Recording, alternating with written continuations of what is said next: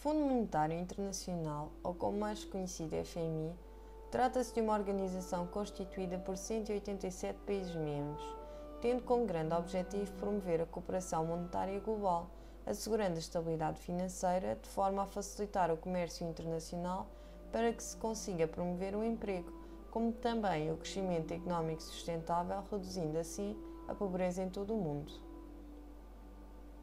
O FMI foi constituído em julho de 1944, na cidade de Bretton Woods, por 45 representantes de vários países, onde foi acordada uma cooperação económica internacional sendo estabelecida após a Segunda Guerra Mundial.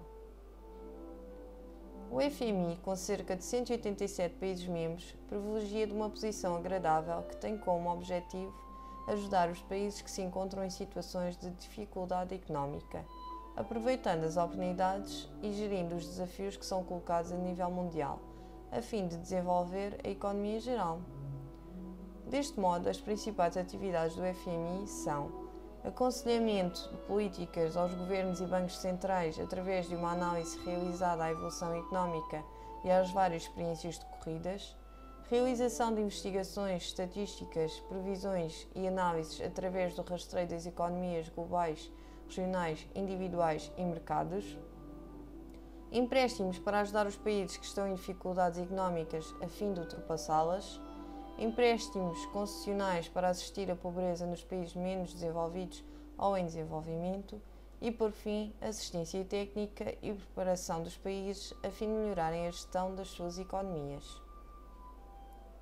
O FMI baseia-se em 3 pilares para que possam garantir a estabilidade monetária e financeira internacional, promovendo o crescimento e aliviando a pobreza. São eles: a vigilância, onde são adotadas políticas económicas e financeiras sólidas, habitualmente a nível global, regional e nacional, avaliando-se o impacto dessas mesmas políticas em cada país.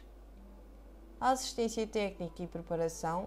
Esta pretende auxiliar os países-membros com o intuito de fortalecer as suas capacidades, implementando políticas eficazes.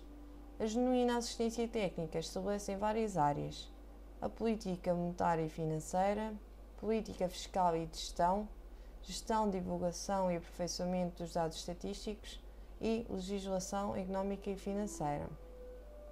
Por fim, o último pilar são os empréstimos, ou seja, o FMI auxilia os países-membros quando estes ressentem-se com dificuldades de financiamento no balanço de pagamentos, através de um programa de políticas apoiadas pelo financiamento entre as autoridades nacionais e o FMI, sendo este condicionado.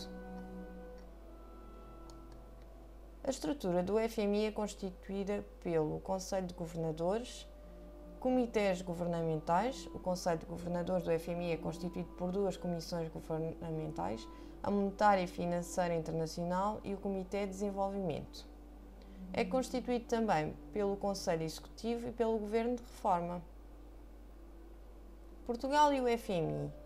No dia 6 de abril de 2011, José Sócrates, primeiro-ministro na altura, anunciou que havia solicitado o pedido de resgate financeiro à Comissão Europeia e ao Fundo Monetário Internacional, revelando que a economia de Portugal tinha contraído cerca de 0,7% no primeiro trimestre do ano, tanto em termos homólogos como face aos últimos 3 meses de 2010, colocando Portugal em recessão técnica.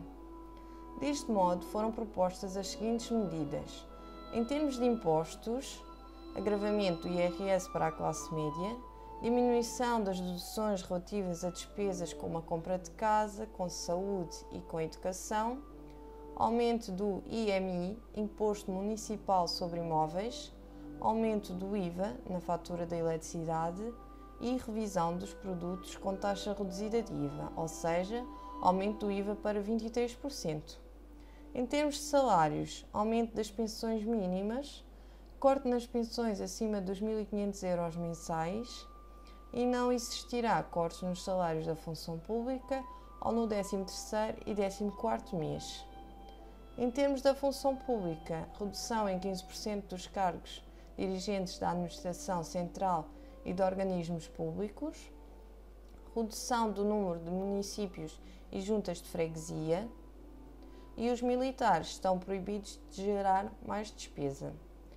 Em termos de subsídios de desemprego, duração do subsídio de desemprego reduzida para 18 meses, corte progressivo do subsídio de desemprego a partir do 6º mês e o valor máximo é de 1.048 euros.